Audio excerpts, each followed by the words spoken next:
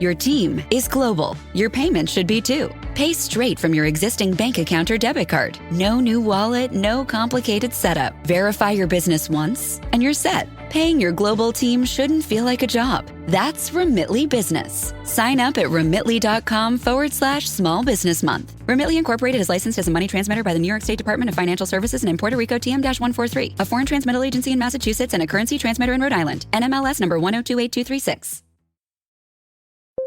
When you need to build up your team to handle the growing chaos at work, use Indeed Sponsored Jobs. It gives your job post the boost it needs to be seen and helps reach people with the right skills, certifications, and more. Spend less time searching and more time actually interviewing candidates who check all your boxes. Listeners of this show will get a $75 sponsored job credit at Indeed.com/podcast. That's Indeed.com/podcast. Terms and conditions apply.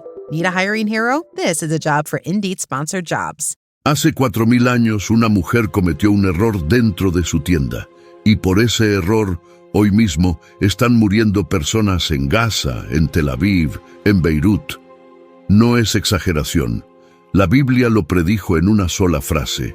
Una frase escrita antes de que existiera el Islam, antes de Mahoma, antes del petróleo, antes de la palabra Palestina.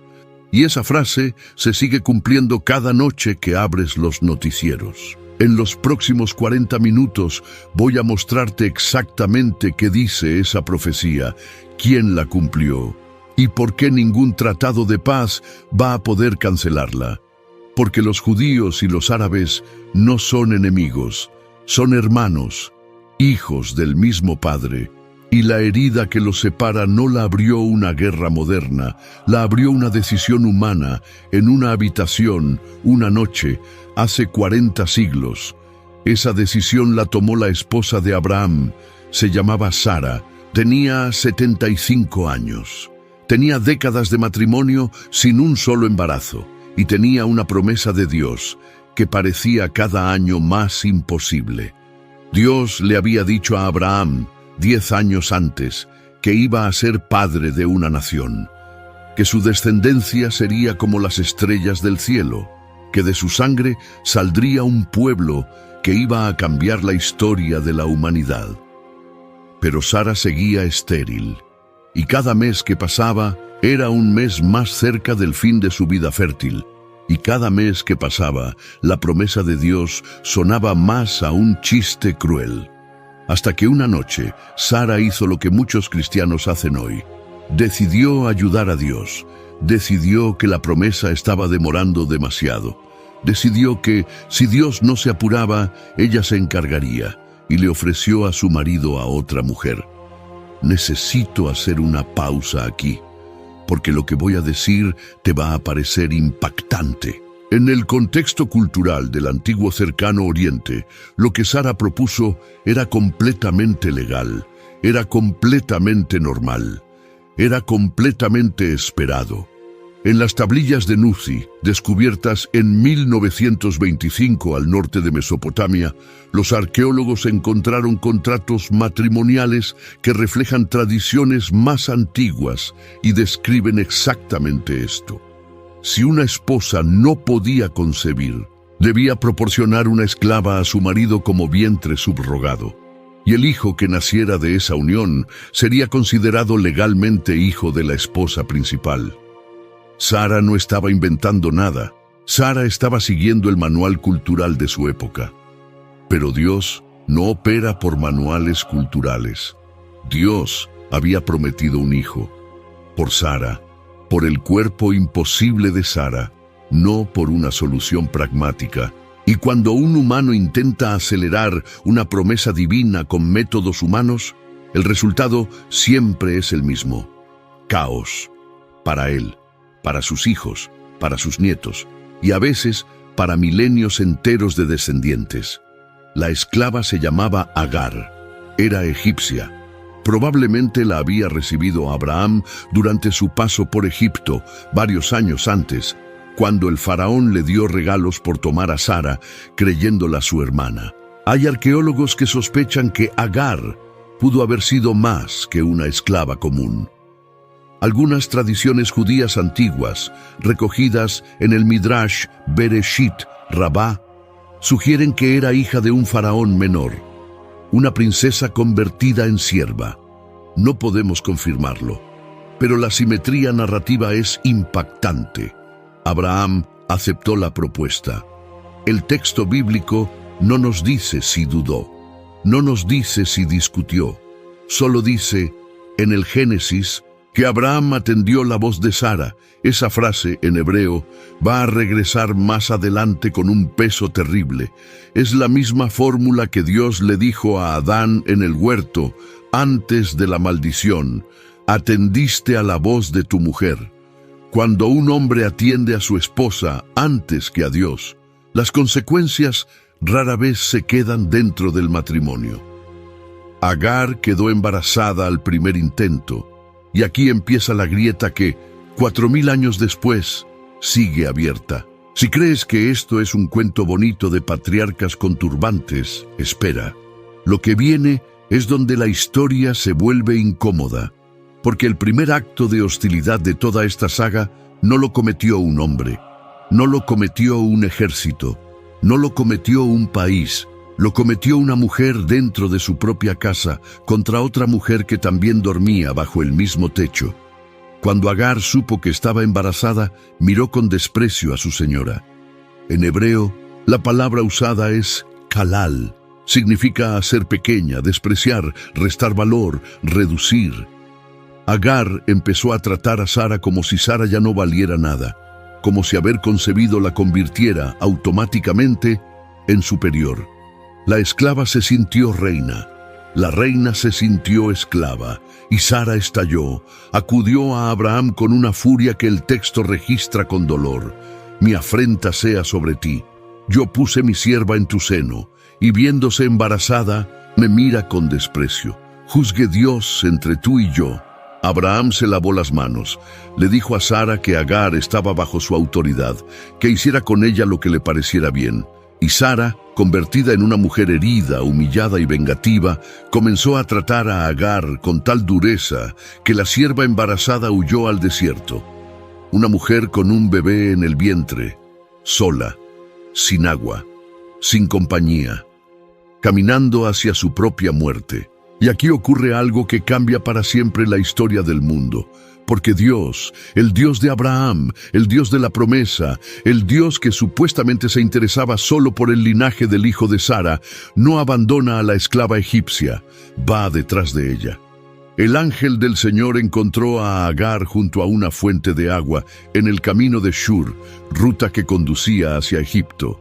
Agar estaba volviendo a casa, a su tierra, a morir entre los suyos. Y el ángel le hizo una pregunta que es posiblemente la pregunta más tierna de todo el Antiguo Testamento. Agar, sierva de Sarai, ¿de dónde vienes y a dónde vas? Detente en esa frase. Dios sabe la respuesta. Dios sabe perfectamente quién es ella, de dónde viene y a dónde va. La pregunta no es para informarse, la pregunta es para que Agar se escuche a sí misma diciendo en voz alta lo que su corazón roto cargaba. Agar respondió con honestidad brutal: huyo de la presencia de mi señora. Y entonces el ángel hace 3 cosas que todo cristiano debería leer 2 veces. Primero, le ordena volver a la casa donde la maltrataban, volver a someterse a Sara, volver al lugar exacto del que estaba huyendo. Segundo, le hace una promesa enorme. Multiplicaré tanto tu descendencia que no podrá ser contada por la multitud. Esa frase es prácticamente idéntica a la promesa que Dios le había hecho a Abraham sobre Isaac. Multiplicar, innumerable, pueblo grande.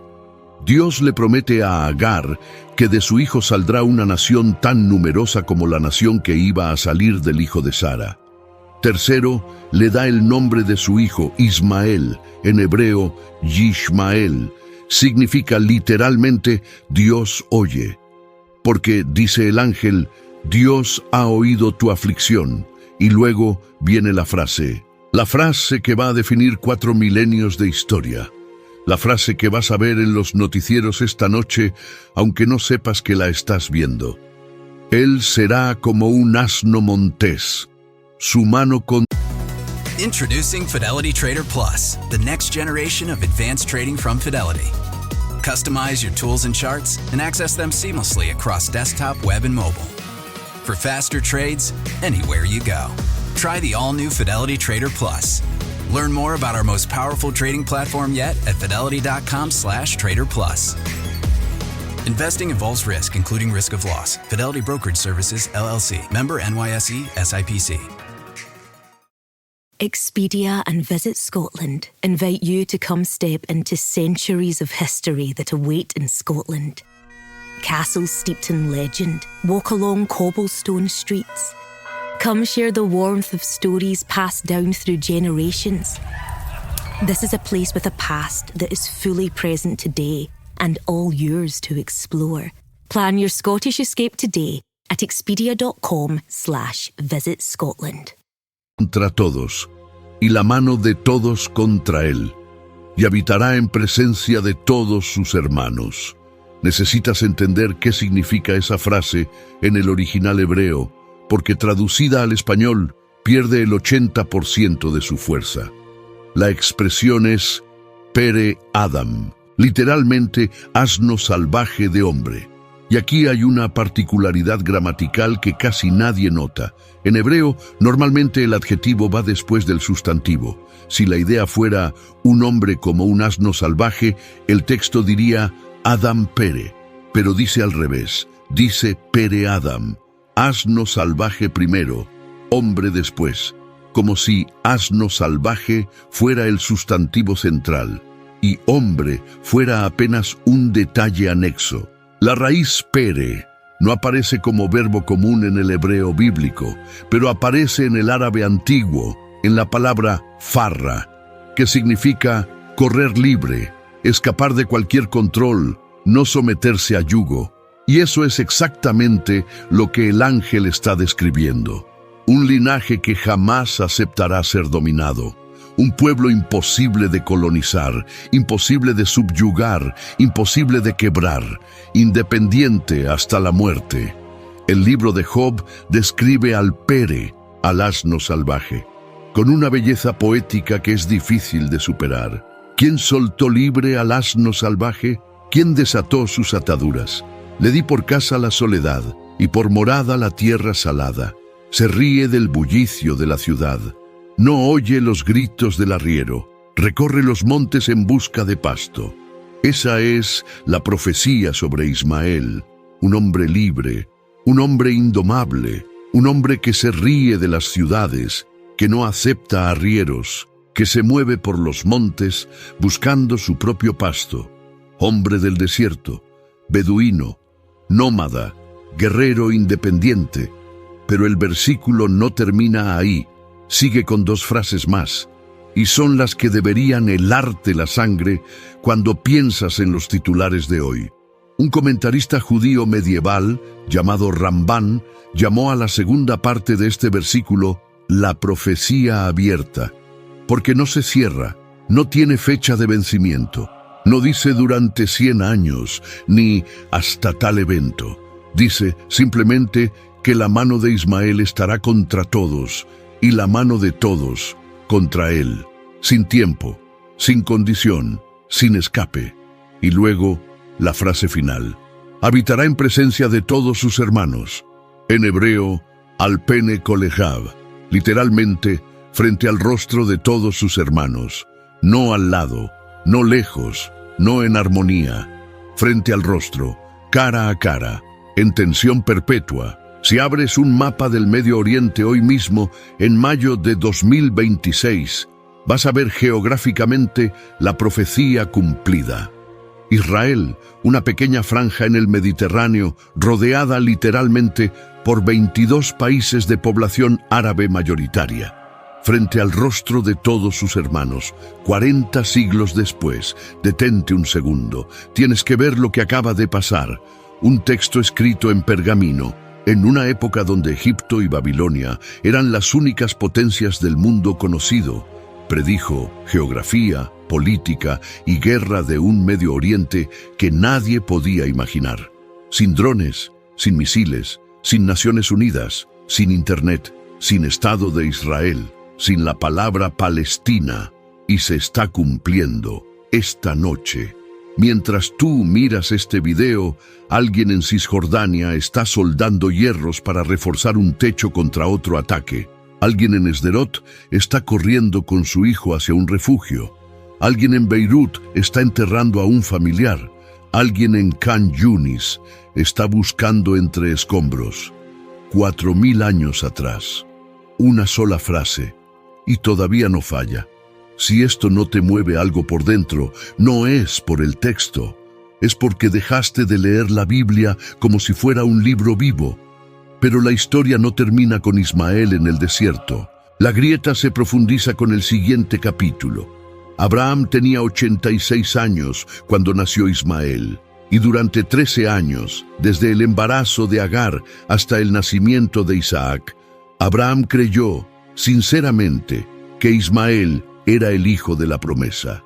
13 años criando a un niño, enseñándole a tensar un arco, a leer las estrellas del desierto, a reconocer las huellas de los rebaños en la arena, esperando verlo crecer y heredar el pacto.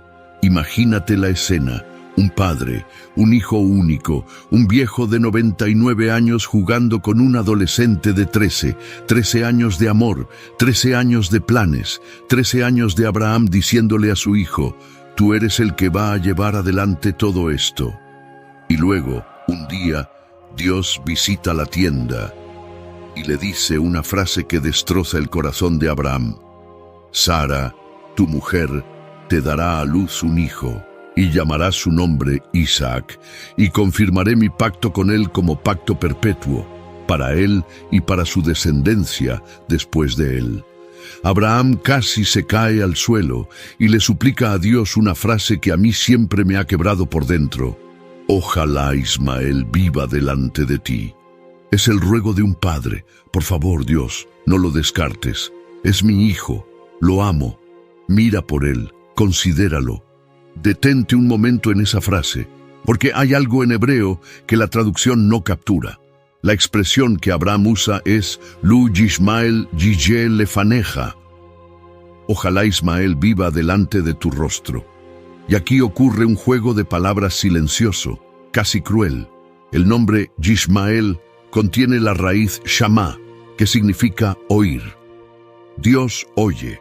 Y el nombre que Dios va a darle al otro hijo, todavía no nacido, es Yitzhak, que viene de Tzahak, reír. Dios se ríe. Imagínate la escena desde el punto de vista del cielo. 2 hijos, uno cuyo nombre es Dios oye, otro cuyo nombre será Él reirá. Y el padre, con 99 años, suplicando que el primero, el que ya existe, el que ya tiene rostro y voz y corazón propio, no quede borrado por el segundo, que apenas es promesa. Y Dios responde con una sutileza divina que casi nadie nota.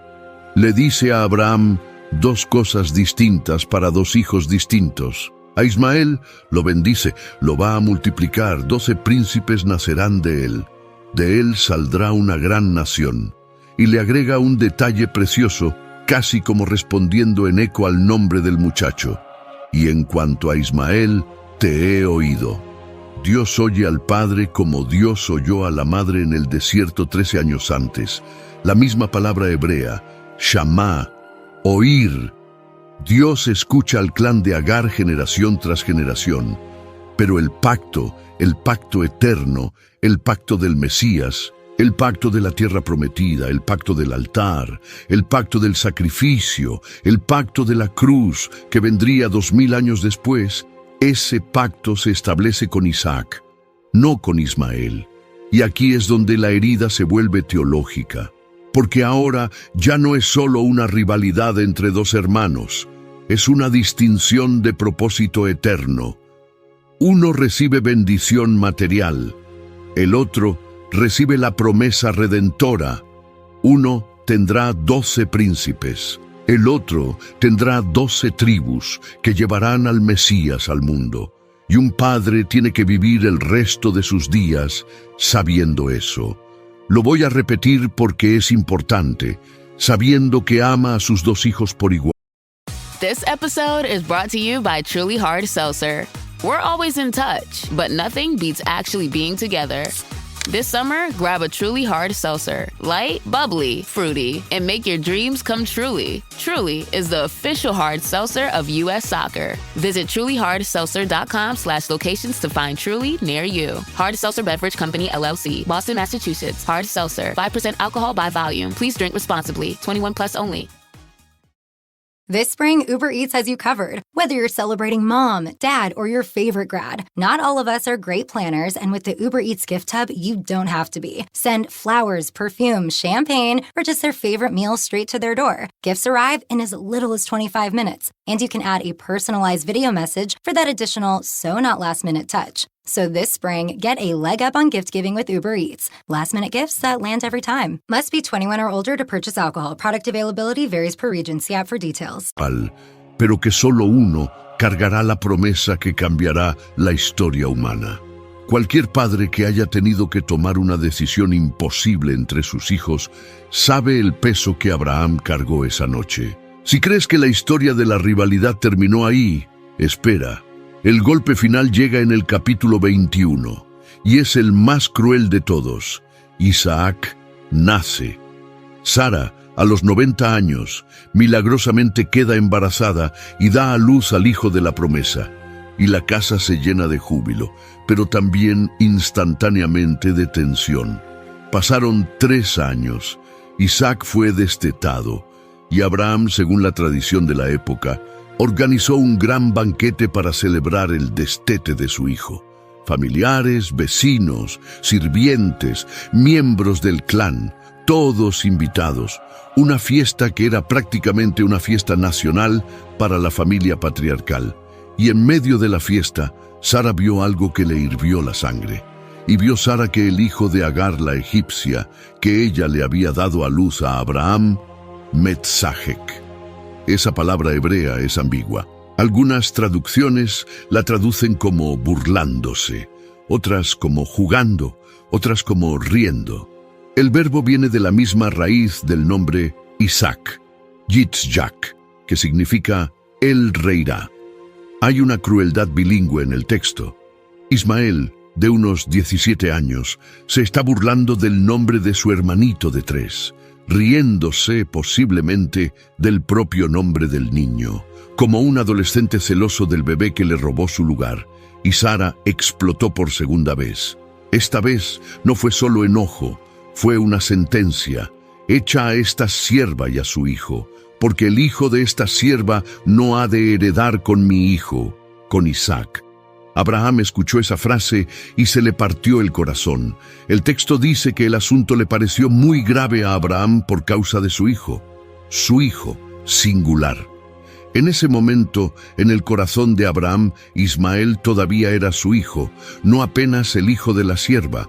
Pero Dios le habló a Abraham y le confirmó que tenía que hacerlo, que tenía que enviar a Ismael fuera, que tenía que dejar que la sierva y su hijo se fueran al desierto. Y le repitió la promesa: del hijo de la sierva también haré una nación, porque es tu descendencia. Imagínate a Abraham esa madrugada, antes del amanecer, preparando un odre de agua, un pan, un poco de provisiones, y cargándolas sobre los hombros de una mujer que él había amado, una mujer que le había dado su primer hijo, una mujer que estaba a punto de caminar hacia el desierto con un adolescente que él había criado durante 17 años. Entonces, Abraham se levantó muy de mañana, tomó pan, tomó un odre de agua, lo dio a Agar, lo puso sobre su hombro, le entregó el muchacho y la despidió. El texto bíblico no registra ninguna palabra entre los 3. Ni un beso, ni una bendición, ni una promesa de volver a verse, solo movimientos, pan, agua, hombro, muchacho, adiós. Es uno de los silencios más densos de toda la Escritura. 4 frases secas describen lo que tuvo que ser, emocionalmente, una madrugada apocalíptica. Hay tradiciones rabínicas que imaginan a Abraham despertando antes que toda la familia, encendiendo una pequeña lámpara de aceite, caminando hasta el rincón donde dormían Agar e Ismael, y agachándose junto a su hijo adolescente para mirarlo una última vez antes de despertarlo. No sabemos si eso pasó, pero el silencio del texto deja espacio justamente para esa imagen. Un padre mirando dormir a un hijo que está a punto de perder, sabiendo que la próxima vez que lo mire, si la próxima vez existe, ya no será el mismo niño. Y ella se fue y anduvo errante por el desierto de Berseba. Tienes que entender qué tipo de lugar es ese. Berseba está en el sur de Canaán, en el límite entre la tierra cultivable y el Negev. Hoy todavía existe. Es una región seca, polvorienta, con temperaturas que en verano superan los 45 grados. La piel se quema en 1 hora. El agua de un odre completo dura, con suerte, 2 días para una madre y un adolescente. Y los pozos en esa zona, en aquella época, estaban a distancias enormes unos de otros, y muchos eran propiedad de tribus que no compartían su agua con extraños. Agar estaba caminando en círculos. No sabía hacia dónde ir. No era de Canaán, no era de Egipto. Estaba en una tierra extranjera, con un hijo adolescente cargado de rencor por haber sido expulsado, sin clan, sin protección, sin futuro. Cuando se le acabó el agua, supo que estaban muertos. Hay un detalle en esa escena que rompe todos los esquemas, y es la fuerza con la que Dios sostiene a Agar. Cuando se acaba el agua, Agar deja a su hijo bajo un arbusto y se aleja llorando porque no quiere verlo morir. Dice, no veré cuando el muchacho muera.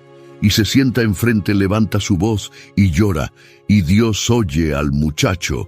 Esa es la frase clave. Dios oyó la voz del muchacho. Y el ángel de Dios llama a Agar desde el cielo y le dice, no temas, porque Dios ha oído la voz del muchacho donde está.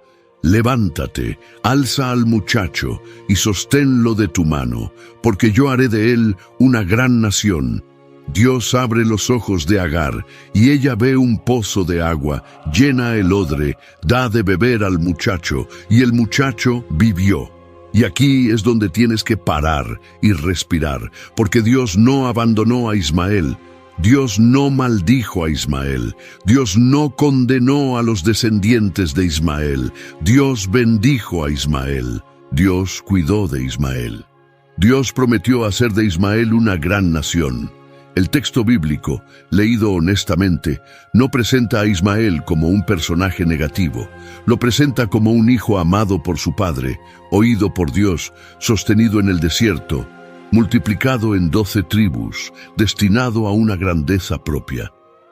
La diferencia no es de afecto, la diferencia es de pacto. Y esto es importante porque cuando la teología cristiana popular caricaturiza a los árabes como el pueblo maldito o el pueblo del diablo, está leyendo mal el texto. La Biblia jamás dice eso. La Biblia dice que Ismael es bendito, que Dios lo oyó, que es hijo de Abraham, que tiene una promesa propia, pero también dice, sin atenuantes, que la línea redentora pasa por Isaac y que entre los 2 hermanos habrá tensión perpetua, hasta el final. Hay un dato que casi siempre se omite y que cambia el peso de toda esta historia. En el Génesis, después de que muere Abraham, la Biblia registra algo que casi no se predica. Dice, literalmente, lo sepultaron Isaac e Ismael, sus hijos, los 2, juntos, en la cueva de Macpela, frente a Mamre. Los 2 hermanos volvieron a estar uno al lado del otro, en silencio, para enterrar al hombre que los había engendrado a los 2. Algunos rabinos antiguos, en el Midrash sobre Génesis, leyeron ese versículo como una señal de reconciliación. Ismael, el mayor, le cedió simbólicamente la primogenitura a Isaac, mencionado primero en el texto, y eso, dicen, fue la prueba de que Ismael, en su madurez, se arrepintió. La reconciliación duró un funeral, un día, tal vez 2.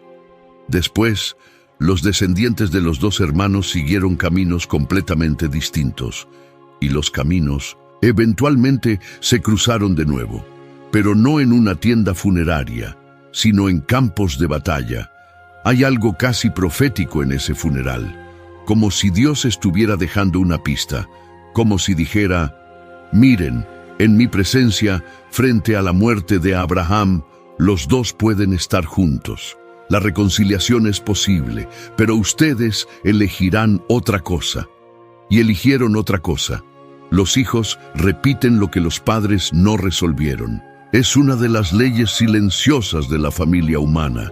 Lo que no se sana en una generación se hereda en la siguiente, y lo que se hereda en la siguiente, si tampoco se sana, se multiplica en la que viene después. Sara tuvo celos de Agar. Isaac heredó la sospecha contra Ismael. Jacob tuvo conflicto con Esaú. Los hijos de Jacob vendieron a José a una caravana de ismaelitas. Y, generación tras generación, las heridas de la tienda original se fueron expandiendo como ondas en el agua, hasta convertirse en el conflicto geopolítico más antiguo del planeta. Una mujer, una sierva, un marido pasivo. 4000 años después, todavía pagamos las consecuencias. Los descendientes de Ismael se establecieron en el desierto de Arabia, desde el norte de la península hasta los actuales Emiratos. Tuvieron 12 príncipes, como Dios había prometido. La Biblia registra los nombres uno por uno: Nebayot, Cedar, Adbeel, Mibsam, Misma, Duma, Masa, Adad, Tema, Getur, Nafis, Sedema. 12 hijos, 12 tribus, 12 capítulos de un pueblo entero saliendo de un solo hombre. Y la promesa se cumplió con precisión matemática.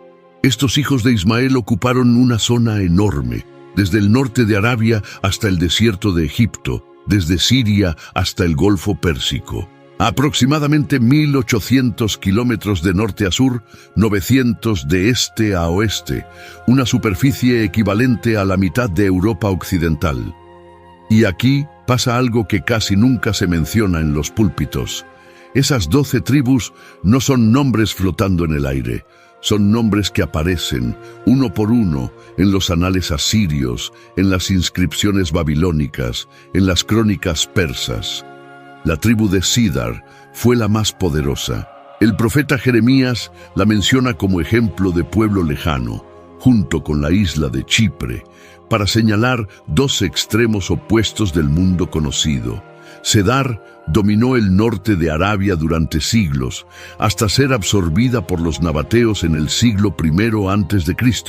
La tribu de Tema dio nombre a un oasis estratégico en el desierto, y allí se exilió el rey Nabonido de Babilonia, padre de Belsasar, durante 10 años. La tribu de Adbeel aparece en los registros del rey asirio Tiglat-Pileser III como Idibilu, encargados de vigilar la frontera con Egipto. Cada nombre del Génesis, cada uno, verificado en piedra, en barro cocido, en archivos imperiales. La promesa hecha en una tienda en el desierto, 4000 años atrás, dejó huella arqueológica en 3 imperios distintos. Pero hay un detalle todavía más interesante. Los descendientes de Nebayot, el primogénito de Ismael, fueron, según el historiador judío Flavio Josefo, los antepasados directos de los nabateos. Algunos especialistas modernos discuten esa conexión, pero Josefo, que vivió en el primer siglo y conocía a esos pueblos de cerca, la afirmó sin titubeos. Los nabateos, los que construyeron Petra, esa ciudad imposible tallada en roca rosada en el sur de Jordania. Los que tuvieron un rey llamado Aretas IV, que reinó cuando Jesús todavía caminaba por Galilea. Y aquí viene la conexión que casi nadie hace. En la segunda carta del apóstol Pablo a los Corintios, en el capítulo 11, Pablo cuenta una de sus huidas más dramáticas. En Damasco, dice, el gobernador de la provincia del rey Aretas guardaba la ciudad para prenderme, y fui descolgado por una ventana en una canasta, a través del muro, y escapé de sus manos. Pablo escapó de un descendiente de Ismael, bajado en una cesta, por un muro, en medio de la noche, 4000 años después de la profecía, un hijo de Isaac escapando de un hijo de Ismael, y el conflicto familiar todavía decidiendo destinos del Nuevo Testamento. La tradición islámica, escrita siglos después en la Sira, la biografía de Mahoma, traza la genealogía del profeta del Islam directamente hasta Ismael, a través de Cedar. Mahoma, según la tradición musulmana, es ismaelita, hijo del desierto, hijo del hijo de Agar, hijo de la promesa secundaria. Y, según la misma tradición, la Kaaba en la Meca, el centro geográfico del Islam, fue construida originalmente por Abraham e Ismael juntos. Visitando aquel lugar, dice el Corán en la Sura 2, padre e hijo levantaron los cimientos de la casa, pidiéndole a Dios que aceptara su trabajo. Detente otra vez, porque esto es enorme. El Islam, la fe que hoy profesan más de 2.000 millones de personas, traza su origen espiritual al hijo rechazado del pacto, al hijo del desierto, al hijo de la profecía del asno salvaje. Y la tensión entre judaísmo e islam no es en esencia una disputa teológica entre dos religiones extrañas. Es una disputa familiar entre dos hermanos, una disputa por la herencia, una disputa por el pacto, una disputa por quién es el verdadero hijo de Abraham. 4000 años después, sigue siendo la misma disputa. Si esto te está volando la cabeza tanto como a mí cuando lo entendí por primera vez, no te lo guardes. Dale like al video. No te pido que te suscribas si no quieres. No te pido que compartas si no sientes. Solo dale like, porque ese gesto pequeño le dice a YouTube que esto le importa a alguien y permite que llegue a otra persona que necesita escuchar exactamente esta historia, como te llegó a ti. Y ahora viene la parte más difícil, la parte que casi nadie predica, la parte que rara vez vas a escuchar en un sermón dominical, porque vamos a dejar el mundo árabe por un momento y vamos a hablar de los descendientes de Isaac, porque la profecía no tiene una sola dirección, tiene dos, y la otra dirección incomoda igual de fuerte. De Isaac nació Jacob, de Jacob nacieron 12 hijos. De esos 12 hijos nacieron las 12 tribus de Israel, y de las 12 tribus salió David, y de David salió Salomón. Y 1000 años después, de la línea de David salió un carpintero pobre de Nazaret que se llamó Jesús, el Mesías, el Hijo de Dios, la descendencia prometida en la que el mundo entero recibiría salvación. Pablo, el apóstol, en su carta a los Tires matter. They're the only part of your vehicle that touches the road. Tread confidently with new tires from Tire Rack. Whether you're looking for expert recommendations or know exactly what you want, Tire Rack makes it easy. Fast, free shipping, free road hazard protection, and convenient installation options. Go to TireRack.com to see tire test results, tire ratings, and consumer reviews, and be sure to check out all the special offers. TireRack.com, the way tire buying should be. Tomorrow morning is knocking. Stock your fridge now. How about a creamy mocha frappuccino drink? Or a sweet vanilla? Smooth caramel maybe? Or a white chocolate mocha? Whichever you choose, delicious coffee awaits. Find Starbucks Frappuccino drinks wherever you buy your groceries. Gálatas lo deja explícito. Y a Abraham fueron hechas las promesas, y a su simiente. No dice y a las simientes, como si hablase de muchos, sino de uno, y a tu simiente, la cual es Cristo. Esa es la línea de Isaac, esa es la promesa del pacto, esa es la razón por la que Dios eligió a Isaac y no a Ismael. No por favoritismo arbitrario, no por preferencia étnica, sino porque a través de Isaac iba a venir el Mesías que iba a abrir la salvación para los gentiles también, para los árabes, para los egipcios, para los romanos, para los chinos, para ti. La elección de Isaac no fue contra Ismael, fue para que finalmente llegara la salvación a todos los pueblos del planeta, incluido el pueblo de Ismael, incluida tu propia sangre. Pero la línea de Isaac también heredó algo más. heredó una hostilidad permanente con sus medio hermanos. Y esa hostilidad, cuando lees el Antiguo Testamento entero, no para nunca. Mira esto. Cada vez que Israel atraviesa una crisis en la Biblia, los descendientes de Ismael están involucrados. Cuando José es vendido por sus hermanos en el Génesis, ¿quién lo compra y lo lleva a Egipto? Una caravana de ismaelitas, de madianitas, comerciantes árabes del desierto.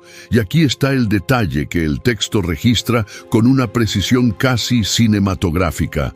La caravana venía de Galaad, en el actual Jordán, y bajaba hacia Egipto cargada de 3 productos específicos: goma aromática, bálsamo y mirra.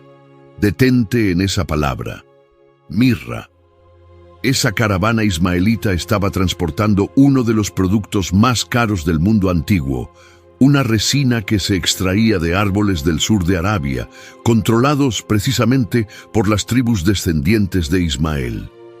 Los caminos por los que iba esa mercancía eran famosos.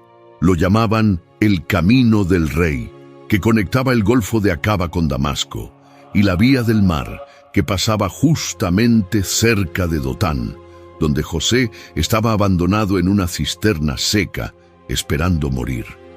La carretera por donde pasó la caravana de los ismaelitas no era una ruta cualquiera.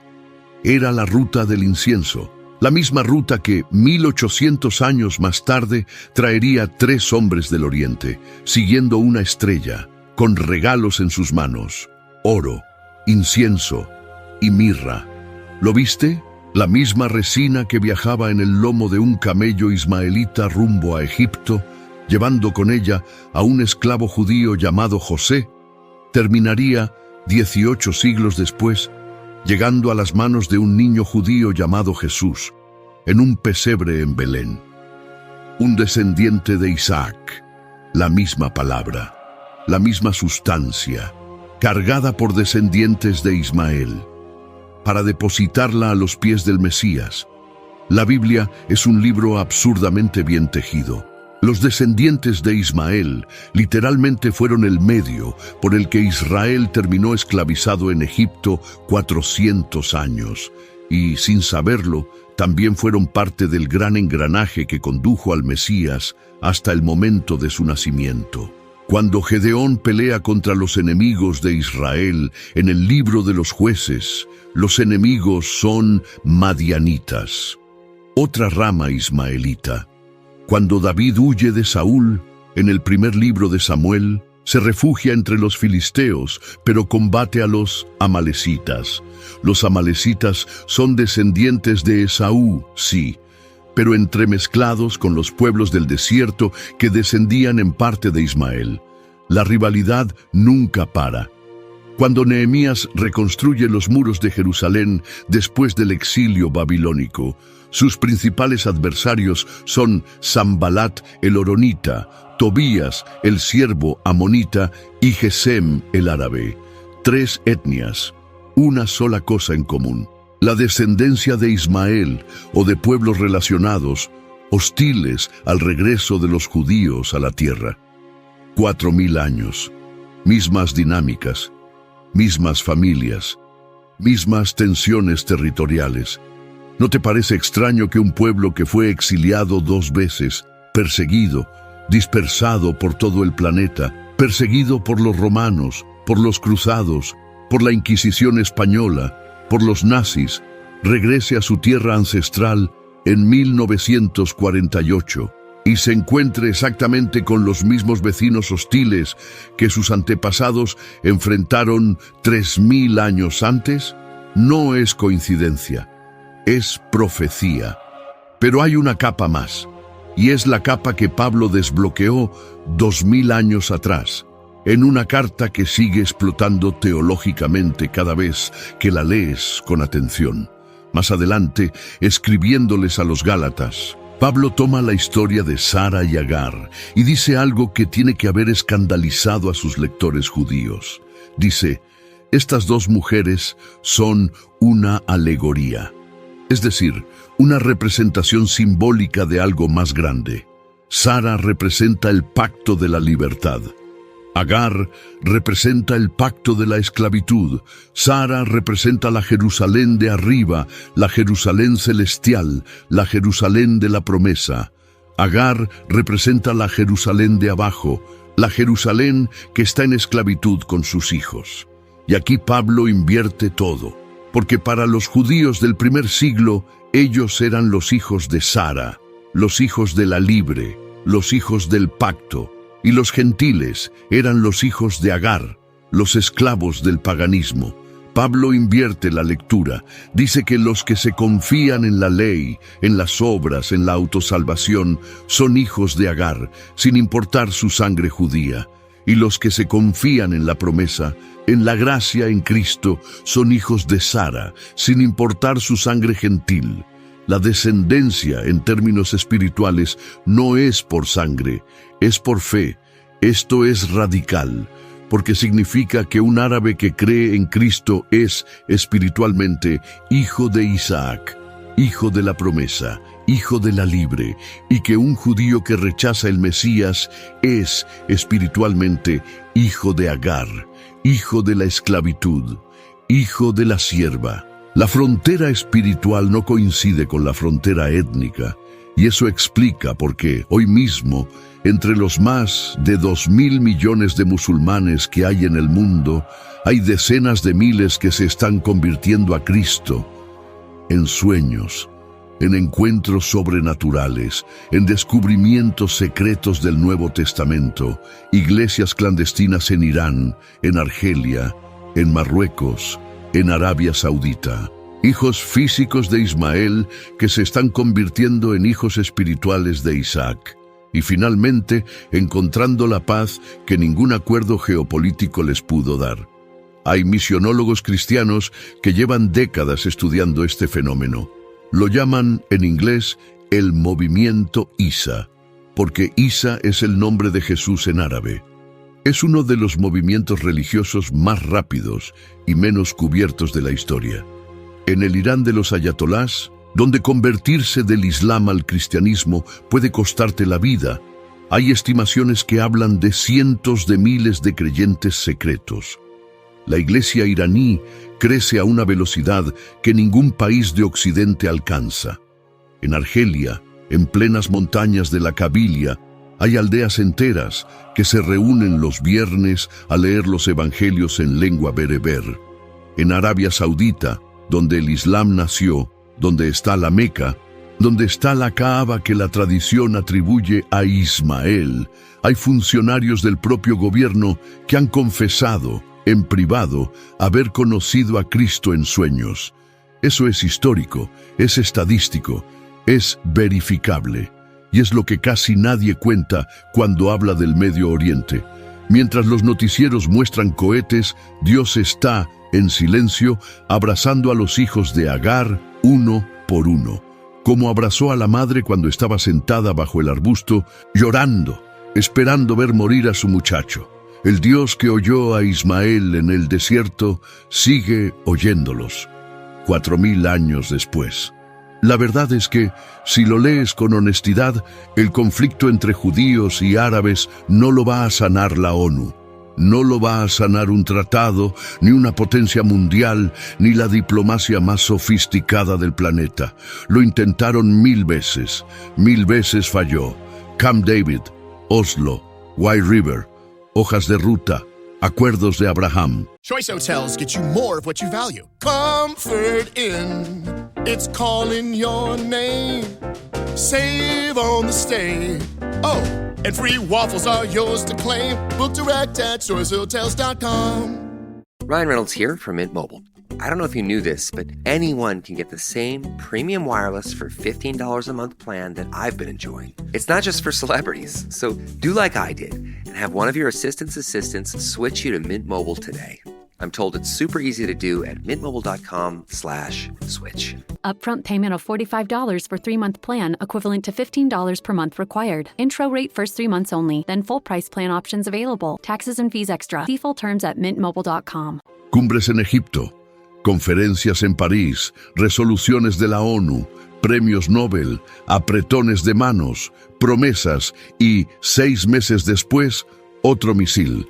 porque el conflicto no es geopolítico en su raíz, es teológico, es familiar, es una herida abierta hace 4000 años en una tienda en el desierto de Canaán. Y solamente algo divino puede sanar una herida divina. Hay un versículo en el libro de Isaías que es una de las profecías más impresionantes y menos predicadas de toda la Escritura. Isaías ve, en visión, un día futuro en el que habrá un camino de Egipto a Asiria, un camino abierto, sin fronteras armadas, y los egipcios irán a Asiria, y los asirios a Egipto, y los egipcios servirán con los asirios.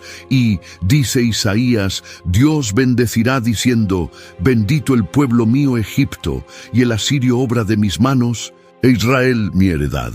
3 pueblos antiguamente enemigos: Egipto, donde nació la madre de Ismael; Asiria, sucesora de las tierras donde anduvieron los descendientes de Ismael; e Israel, descendencia de Isaac.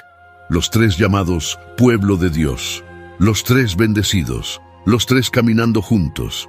Eso hoy parece imposible, tan imposible como un parto a los 90 años, tan imposible como un asno salvaje aceptando bridas, tan imposible como 2 hermanos enterrando juntos a un padre después de 4000 años de odio.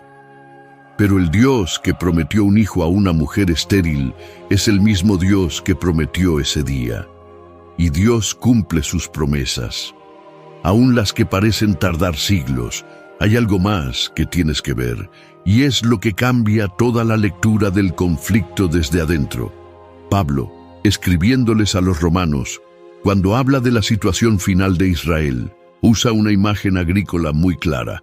Habla de un olivo.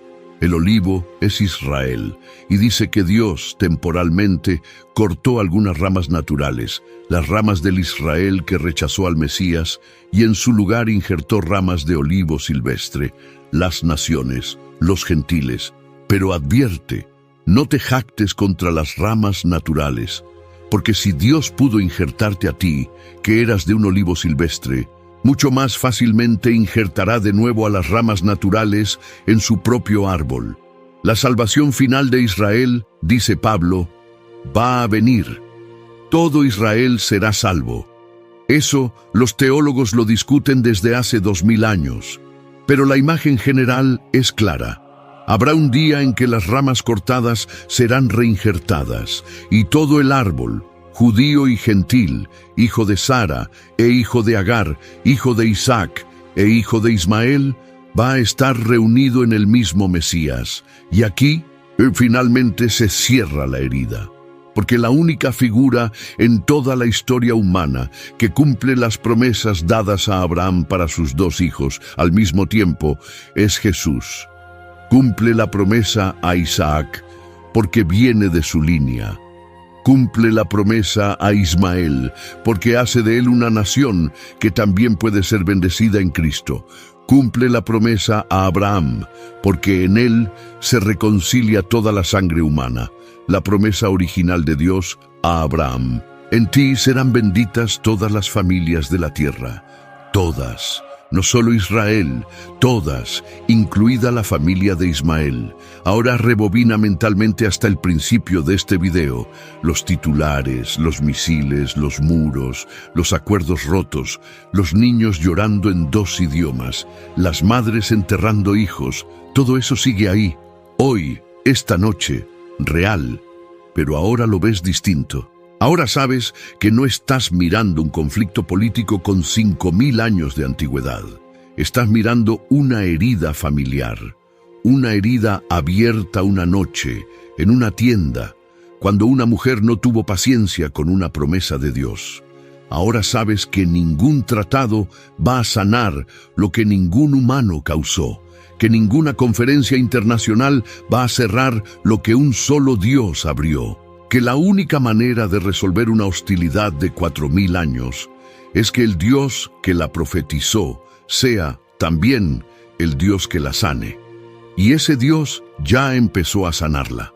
En cada musulmán que sueña con Jesús en Irán, en cada judío mesiánico en Tel Aviv que confiesa el nombre del carpintero de Nazaret, en cada palestino cristiano en Belén que sigue celebrando la Navidad bajo el sonido de las sirenas, en cada árabe en Líbano que descubre el Nuevo Testamento por primera vez en su vida.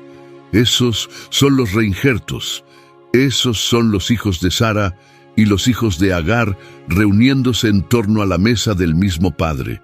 Esos son los hermanos volviendo después de 4 milenios a enterrar al pasado y a abrazarse al sol del Mesías. No los ves en los noticieros, pero están ahí. Y un día, según Isaías, según Pablo, según Apocalipsis, van a estar todos juntos. De toda tribu, de toda lengua, de toda familia, de Isaac, de Ismael, de Sara, de Agar, llamados por nombre, cantando en el mismo idioma al Cordero que abrió la única puerta que ningún muro humano podía abrir. Génesis 16, versículo 12. 4000 años atrás, su mano contra todos y la mano de todos contra él. Apocalipsis 7, versículo 9. Y miré, y he aquí una gran multitud, la cual nadie podía contar, de todas naciones y tribus y pueblos y lenguas que estaban delante del trono y en la presencia del Cordero. Entre esos 2 versículos hay 40 siglos y un viaje, el viaje desde la tienda en el desierto hasta el trono en el cielo. El primero ya se cumplió, el segundo se está cumpliendo, y tú, ahora mismo, estás viviendo el capítulo intermedio. Have no fear, Chosen Foods is here to defend your favorite foods from the forces of seedy oils and sketchy ingredients. With cooking oils, salad dressings, and mayo, all powered by the good fats from 100% pure avocado oil and simple, delicious ingredients. Chosen Foods.